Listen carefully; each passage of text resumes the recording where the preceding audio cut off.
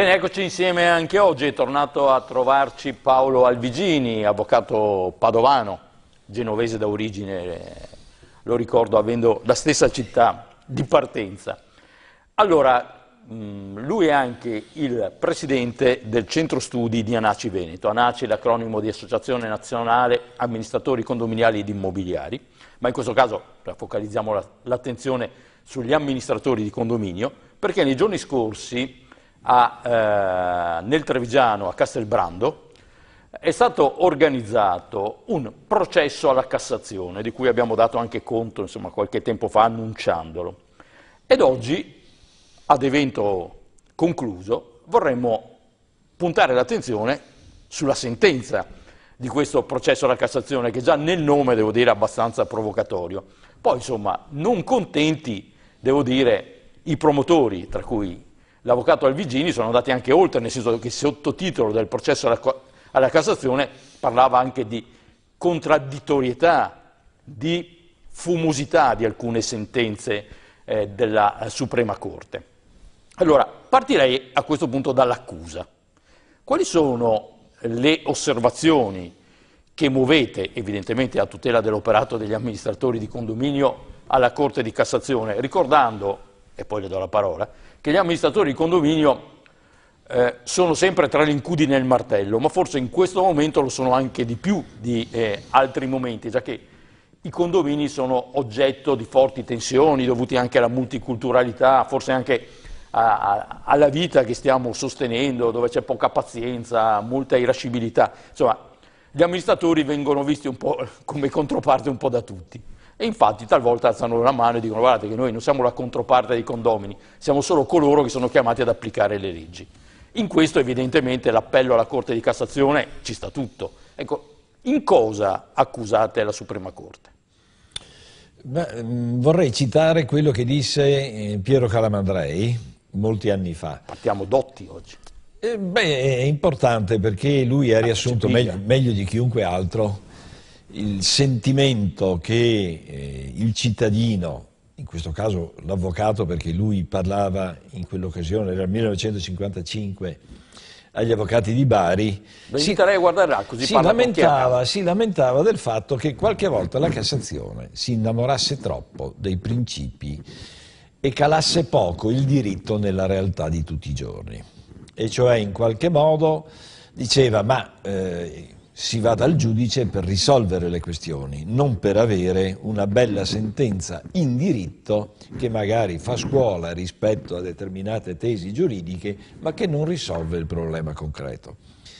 Ecco, da allora, parliamo del 1955, non è cambiato molto, nel senso che qualche volta, non sempre, bisogna dire, perché qualche volta la Corte di Cassazione i problemi li ha risolti, ma qualche volta escono delle sentenze che non aiutano certo a sanare i conflitti, anzi qualche sentenza è foriera di controversie, di contrasti. Bisogna dire che in questo una grossa mano a creare l'attuale confusione l'ha data in primo luogo il legislatore.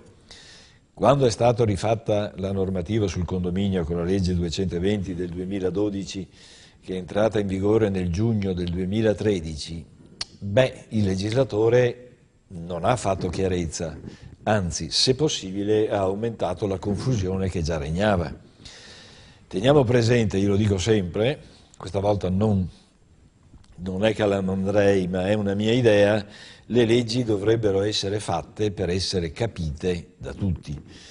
Il destinatario della norma è il cittadino, non è l'operatore del diritto, quindi non è l'amministratore, non è l'avvocato, non è il giudice. Il primo destinatario della legge è il cittadino, il quale, aprendo il codice, dovrebbe capire d'emblée cosa deve fare, come deve comportarsi. Quando la norma non è chiara, evidentemente nascono i conflitti, le controversie, si fa così, si fa colà, eccetera. Quindi il primo colpevole di molti contenziosi che nel condominio non mancano mai è proprio il legislatore. Se poi a questo aggiungiamo che la Corte di Cassazione, ma non solo la Corte di Cassazione, anche i tribunali o le Corti di Appello, qualche volta anziché dare una mano a chiarire la norma la complicano, dando interpretazioni magari creative, beh allora il pasticcio è fatto e non se ne viene più fuori. Quali sono gli oggetti, i temi su cui secondo lei bisognerebbe fare chiarezza? Ma veda, può sembrare incredibile, ma le cose più semplici sono quelle che creano più confusione. Mi spiego. Oggi non c'è sostanzialmente tutela per tutti quegli episodi che avvelenano la vita condominiale. Parliamo delle cose più sciocche, se vogliamo. E cioè, se il mio vicino di casa, perché è sordo magari, poveraccio, non per colpa sua, tiene la televisione a palla e io non riesco a dormire, se non c'è una codificazione esatta del modo di uso del cortile, chi parcheggia, chi non parcheggia. Poi sui quotidiani leggiamo di episodi gravi, magari ci si litiga, ci si picchia, qualche volta ci scappa persino il morto per questi fatti. Questo perché non c'è tutela, cioè non c'è chiarezza sui diritti dell'uno, sui diritti dell'altro e soprattutto non c'è uno strumento idoneo a salvaguardare questi diritti. Lei prima faceva cenno alla multietnicità dei condomini. Ma lei si immagini di avere una famiglia al primo piano o al piano terra che cucina in un certo modo. Questo vuol dire che è uno dei problemi di maggiore contenzioso. Tutto il palazzo è invaso da questo. Questo è un fastidio importante. Come si fa a impedirlo? Non c'è uno strumento giuridico azionabile rapidamente o con efficacia, per cui va a finire che nascono le liti. Un amministratore di condominio tra il serio e il faceto, a fronte di un episodio analogo, mi ha raccontato che per convincere una famiglia straniera che insomma, il loro cibo creava problemi di odore, ha consigliato agli italiani di cucinare il cavolo e a quel punto tutti hanno capito che forse era il caso di fare mezzo passo indietro. Sì, però bisogna vedere che piano sono. Sì, certo. Ci sono tutte queste problematiche che poi alla fine sembra impossibile, ma ripensi anche al problema economico. Se in un palazzo c'è una famiglia, non importa di che etnia sia, potrebbe essere anche italiana, quindi non è una questione di imputare l'uno piuttosto che l'altro, che crea questo tipo di disagio, tutto il palazzo non vale più 100, certo. Varrà 80, 70, perché le unità che compongono quel palazzo saranno svalutate.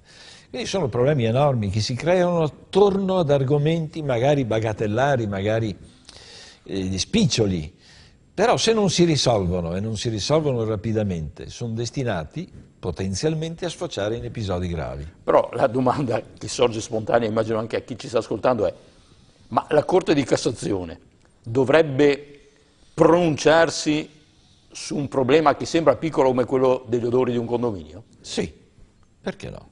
No. E cioè la giurisdizione serve a risolvere i conflitti, serve a dare delle regole laddove non ce ne sono, ed è per questo che Calamandrei si lamentava 60 anni fa della poca attenzione prestata dalla Corte di Cassazione al problema singolo, e cioè la questione di diritto che viene affrontata, perché in Cassazione si va per questioni di diritto, deve sfociare poi in una sentenza che serva da esempio per risolvere tutti gli altri casi analoghi, ma ci vuole una regola certa e di immediata applicazione. Sì.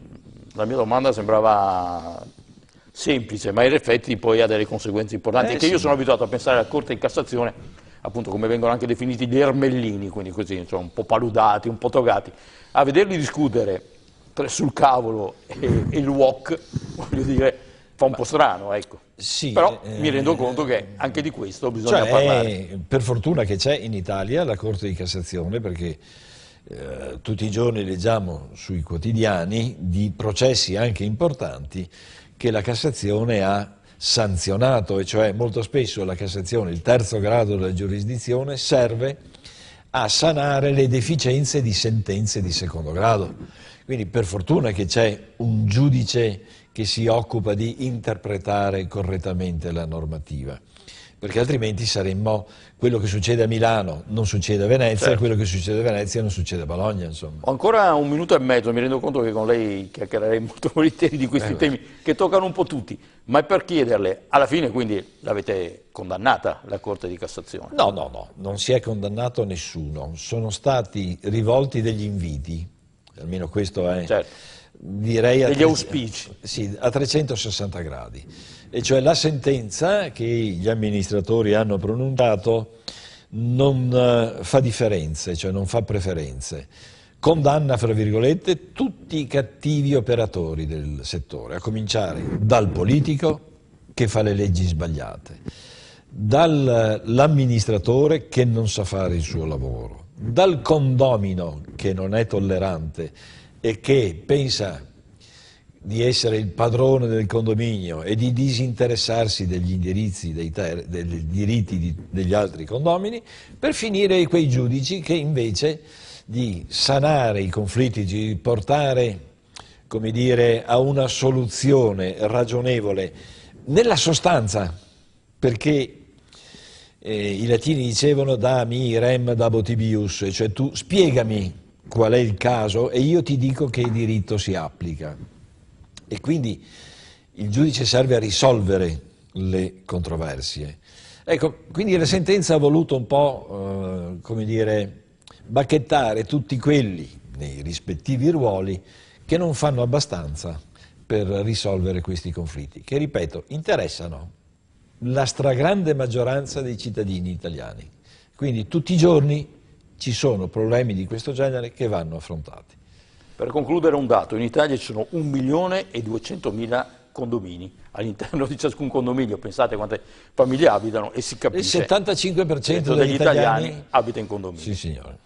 Grazie a Paolo Alvigini, che ricordo essere il direttore del centro studi di Anaci Veneto, oltre che avvocato. Anaci è l'acronimo di Associazione Nazionale Amministratori Condominiali ed Immobiliari, promotrice a Cison di Valmarino di questo processo alla Cassazione, della cui sentenza e dei cui temi abbiamo parlato con il nostro ospite. Grazie, buon lavoro. A lei, buongiorno. A voi, alla prossima.